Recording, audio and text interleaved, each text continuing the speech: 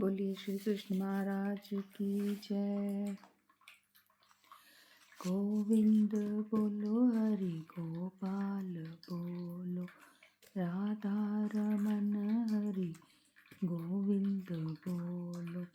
गोविंद बोलो हरि गोपाल बोलो, राधा रमन हरि गोविंद बोलो।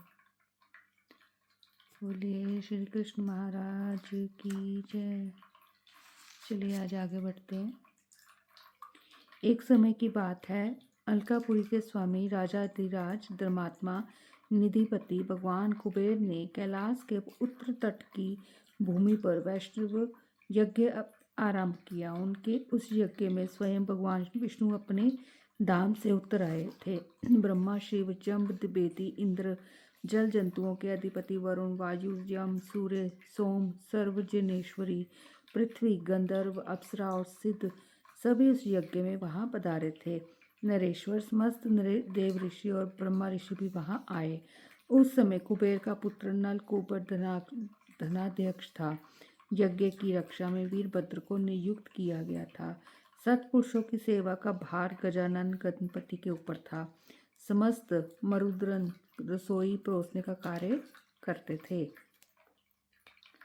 स्वामी कार्तिकेय धर्मपरायण रहकर सभा मंडप में समागत अतिथि जनों की पूजा सत्कार करते थे तथा घंटानाद और पार्श्वमौली ये दोनों कुबेर के मंत्री जो संपूर्ण शास्त्रवेताओं में श्रेष्ठ थे, दानाध्यक्ष बनाए गए थे। इस प्रकार महान उत्सव से परिपूर्ण उस यज्ञ का विधिपूर्वक अनुष्ठान किया संपन्न हुआ।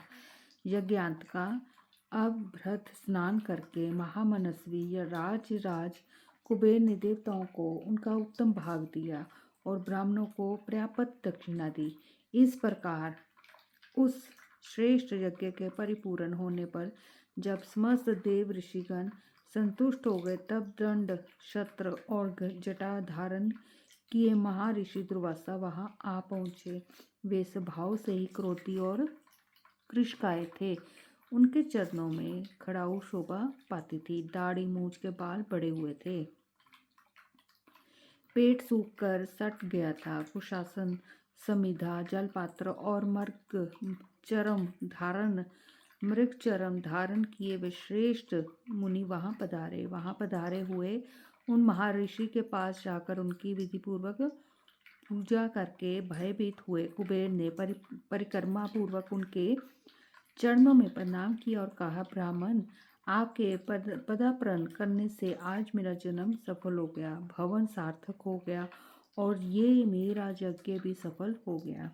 इस तरह उनके संतोष देने पर भगवान दुर्वासा मुनि जोर जोर से हंसते हुए उन मनुष्य धर्मा देवता कुबेर से बोले, तुम राज धर्मात्मा, दानी और ब्राह्मण भक्त हो। तुमने भगवान विष्णु को संतुष्ट करने वाले वैष्णव यज्ञ का अनुष्ठान किया है। प्रभो, वैष्णव श्रवण मैंने कभी भी तुमसे कुछ नहीं मांगा है, परंतु आज तुम्हें धानी शिरोमणि समझकर मैं याचना करूंगा। यदि तुमने मेरी याचना सफल कर दी तो मैं तुम्हें उत्तम वर दूंगा, नहीं तो अत्यंत भयंकर शाप देकर तुम्हें भस्म कर डालूंगा। त्रिलोकी की सारी नवोनिधियां तुम्हारे घर में मौजूद हैं, उन सब को मुझे दे दो, तुम्हारा भला हो। मैं उन निधियों के लिए ही यहीं आया हूँ। नारद जी कहते, राजन, ये सुनकर दानशील उदार चेता गुहा के स्वामी राज ने उनसे कहा, बहुत अच्छा, आप मेरा प्रतिग्रह स्वीकार करें। इस प्रकार निधियों को दे डालने की चेष्टा करते हुए निधिपति कुबेर से उनके दानाध्यक्ष मंत्री घंटानाद और पार्श्वमौली लोभ से मोहित होकर बोले। उन दोनों ने कहा, ये लोभी ब्राह्मण अकेला ही तो है, सारी निधियां लेकर क्या करेगा। इसे 1 लाख दिव्य दिनार दे दीजिए, बाकी अपने पास रखिए। अपनी वृत्ति तथा इस उत्तर दिशा की रक्षा कीजिए। नारद जी कहते, राजन, उन मंत्रियों का वह कठोर वचन सुनकर दुर्वासा रोष से आग बबूला उठे, उनकी भौहें टेढ़ी हो गई तथा उनके नेत्र लाल हो गए। सारा ब्रह्मांड बटलोई की तरह निमेष तक हिलता रहा। कुबेर को अपने चरणों में पड़ा देख मुनि ने उन दोनों मंत्रियों को शाप दे दिया। मुनि ने कहा, महादुष्ट घंटानाद, तेरी बुद्धि पाप में ही लगी रहने वाली है। तू अत्यंत लोभी है, ग्राह की भांति धन ग्राही है। अतः हे महाकल, तू ग्राह हो जा। पाप पूर्ण विचार रखने वाले पार्श्व मोले, तू भी उन धन के लोभ और मद से भरा हुआ है और हाथी की भांति प्रेरणा दे रहा है। अतः दुर्बुद्धे, तू हाथी हो जा। श्री नारद जी कहते, राजन, उन दोनों को शाप दे कुबेर से निधि लेकर मुनिवर दुर्वासा ने पुनः कुबेर को अत्यंत दुर्लभ वर प्रदान किया। कुबेर, इस दान से तुम्हारे पास 9 निधियां द्विगुणित होकर आ जाए। यो कहकर वे निधियों के साथ वहां से चल दिए। अतः आहा, परम तेजस्वी महर्षियों का बल कैसा अद्भुत है। बोलिए श्री कृष्ण महाराज की जय। 11वां अध्याय, गज और ग्राह बने हुए मंत्रियों का युद्ध और भगवान विष्णु के द्वारा उनका उद्धार। नारद जी कहते, राजन, कुबेर के दोनों मंत्री ब्राह्मण के शाप से मोहित होकर अत्यंत दीन दुखी हो गए। उस यज्ञ में साक्षात भगवान विष्णु पधारे थे। वे अपनी शरण में आए हुए उन दोनों मंत्रियों से बोले। श्री भगवान ने कहा, मेरी अर्चना से युक्त इस यज्ञ में तुम दोनों को दुख उठाना पड़ा है। ब्राह्मणों की कही हुई बात को टाल देने या अन्यथा करने की शक्ति मुझ में नहीं है। तुम दोनों ग्राह और हाथी हो जाओ। जब कभी तुम दोनों में युद्ध छिड़ जाएगा, तब मेरी कृपा से तुम दोनों अपने पूर्ववर्ती स्वरूप को प्राप्त हो जाओ।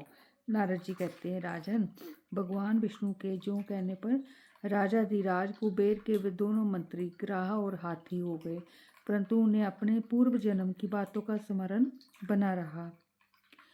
घंटानाद ग्राह हो गया और सैकड़ों वर्षों तक गोमती में रहा। वह बड़ा विकराल, अत्यंत भयंकर तथा सदा रौद्र रूप धारण किए रहता था।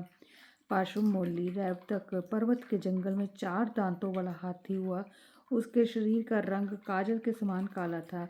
उसके पृष्ठ भाग की ऊंचाई 100 धनुष के बराबर थी।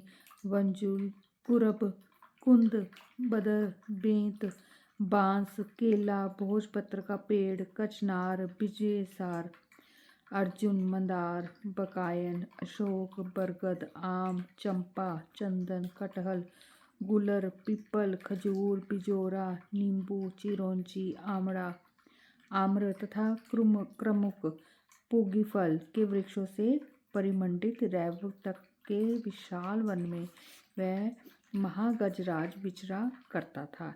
एक समय विशाख मास में वह गजराज पर्वतीय कंदरा से निकलकर अपने गणों के साथ चिंगारता हुआ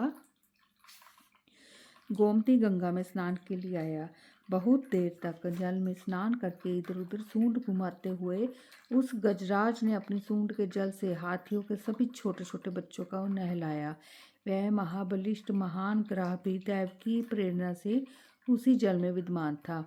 उसने दैव की प्रेरणा से रोष से भरकर उस गजराज का एक पैर पकड़ लिया। वह ब्लौम्त गजराज को अपने घर में खींच ले गया। फिर हाथी भी उसे खींचकर जल के बाहर ले आया।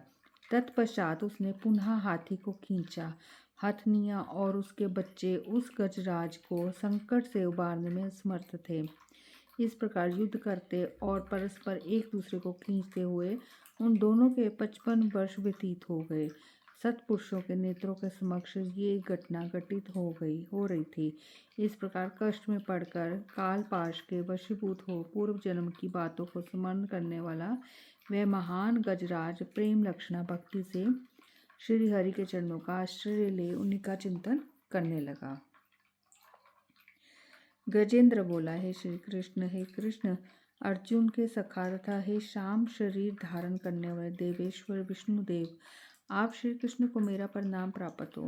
हे पूर्ण प्रभु, हे परम पावन पुण्य कीर्ते, हे परमेश्वर, आप पाप के पाश से मेरी रक्षा करो, मेरी रक्षा करो।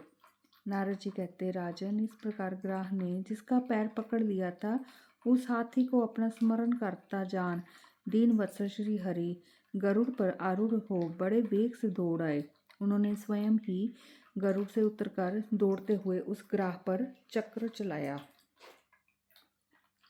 चक्र के वहां पहुंचने के पहले ही ग्राह का वह अद्भुत मस्तक उसके धड़ से कटकर अलग हो गया।